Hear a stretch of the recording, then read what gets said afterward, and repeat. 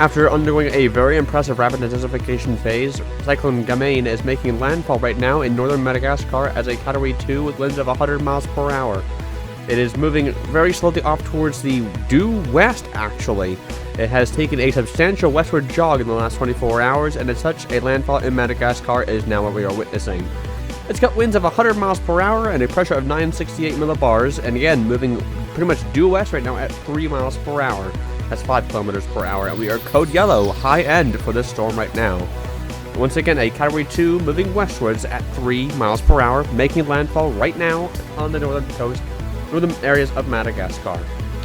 So here's where the storm is located right now. These numbers are a few minutes out of date. It is currently located 14 miles away from Nongitra, 19 from Anpikisi, I don't know how to pronounce that name, 29 miles from Vahemar, 69 from Antsiriana, and 136 from Andalaha. And those numbers in kilometers are 22, 31, 47, 111, 219. Current location 12.8 degrees south, 50.0 degrees east. Once again, those numbers are a few minutes out of date. So this is what the wind field is right now. It's got a very tiny wind field, has to be said, mainly on the southern side of the storm right now. Relatively circle has to be said. With that being said, there is a yellow alert in effect for Diana Province, Sever Province, and Enalahandra. I'm not even going to say that. That province there as well. All of those in northern Madagascar right now. And I imagine that they'll probably be upgrading it probably to a red alert pretty soon, if not already by the time this update has gone out. So here's what really the primary hazards are with this storm right now. We're looking at still a very high rainfall threat. 400 and 500 millimeters of rainfall is still the expectation. Some of that, believe it or not, has already fallen and could be a little bit higher than what we're expecting here, given that the storm has trended westwards. So that this kind of heavy rainfall amounts could lead to a lot of landslide issues in mountainous areas, given that Madagascar is a pretty mountainous island nation, and given that the storm is also trending off towards the west, and the damaging wind threat for Madagascar has soared in the last 24 hours. We were looking at maybe 24 hours ago, maybe mid-tropical storm force gusts at maximum, but now we're looking like that. Obviously, we could reach wind gusts as high as 115 miles per hour in the landfall area. So here's what the latest forecast is saying right now for the storm. You can see that it does make landfall, still moving very slowly, rapid weakening as it moves inland, mainly due to the mountainous regions. But you'll notice here, past 48 hours here, our last forecast was calling for a Category 2 storm to push towards Mauritius here. And that forecast has considerably downtrended now, mainly due to increasing amounts of wind shear. And we're now looking at a very sheared, potentially not even a tropical storm at day 5, pushing off towards Mauritius and Reunion. So that's very good news for those island nations down there. The Joint Typhoon United's latest forecast as of this morning here, local time on the U.S. Eastern Daylight Time, they had it making landfall as a Category 2, albeit they had a landfall much later than what we're seeing right now. They were still forecasting landfall in the better part about 12 hours from now. So they are well behind the time that the storm has making landfall. Then they do update their forecast cone, unfortunately, in these areas every 12 hours.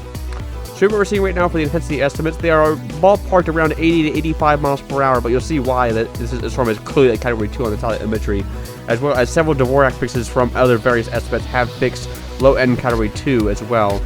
So given the rate of intensification that we've been seeing over the last 24 hours, we decided to go with 100 miles per hour. The TWC is slightly higher at 105, so 100 to 105 miles per hour is the ballpark right now.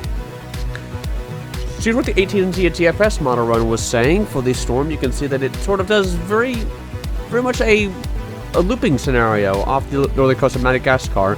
Never actually makes landfall, has to be said. But you can see there, as it pushes rapidly off towards the southeast, towards Mauritius and Reunion, much weaker than what we were forecasting 24 hours ago. Wind shear is going to rise up to 20 to 25 knots. It already is actually on the rise already. There's actually an analysis that I took earlier that there is 40 knots of wind shear currently over Mauritius and Reunion. So this storm is going to get sheared to bits whenever it pushes off towards the southeast here.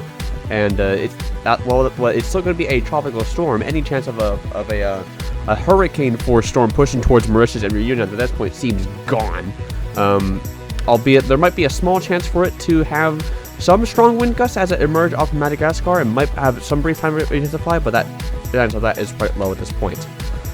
So here's what the sea surface temperatures are looking like right now for the storm right now. It's got 28 to 29 degrees Celsius. Water's underneath it currently, maybe pushing 30 even at some spots. So these sea surface temperatures in the last few hours or two that it has until it makes landfall might help it reach 100 and 105 miles per hour. We'll have to wait and see on what the landfall intensity is, but it's just an hour or two away.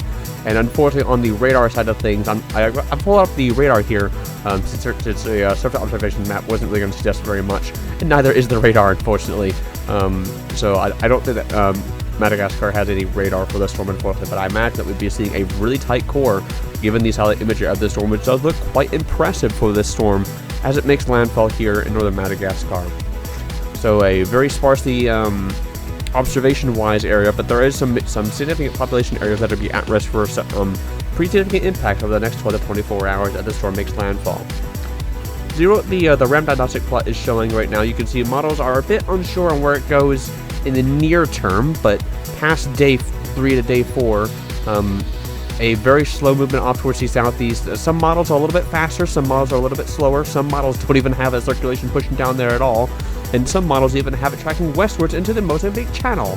So it still is a very uncertain situation on where the storm actually ends up, but the general forecast at this time is it tracks southeastwards.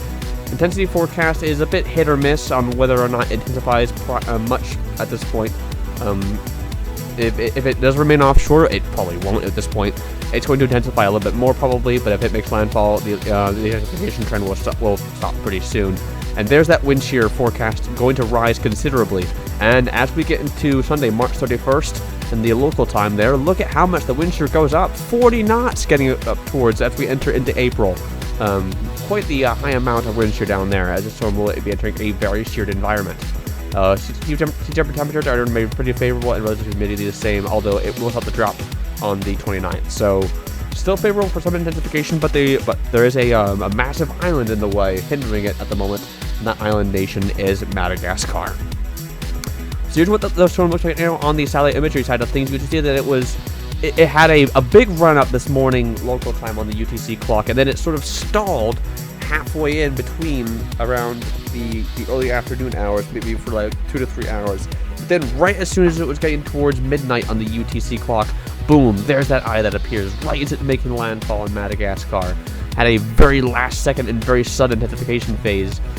We were originally thinking that as it was having that stalled appearance, you can see it right there, that it wasn't really intensifying very much, but, well, looks can be deceiving. And obviously we're now looking at a Category 2 storm making landfall on northern Madagascar. Here's a visible look at this storm, and you can see there, just before nightfall over the storm, you can see that it did try to make an eye of some sorts out. Did it end up getting there? Probably now, if I had to guess. Although it didn't earlier, but it now has probably gotten at least somewhat visible eye. And here's a look at that imagery, including the nighttime, and you can see on that last frame right about there. There's that eye appearing very small. So the core of this storm is going to be very small. If you do get the eye of this storm, please do not venture out into the eye, as given that the storm's core is very small, the eye will not last for very long, and winds will rapidly increase on the southern side of the northern side of this eye wall. Stay safe if you're in the landfall area, and we'll have further updates on this storm as it pushes off towards the southeast, towards Mauritius and Reunion.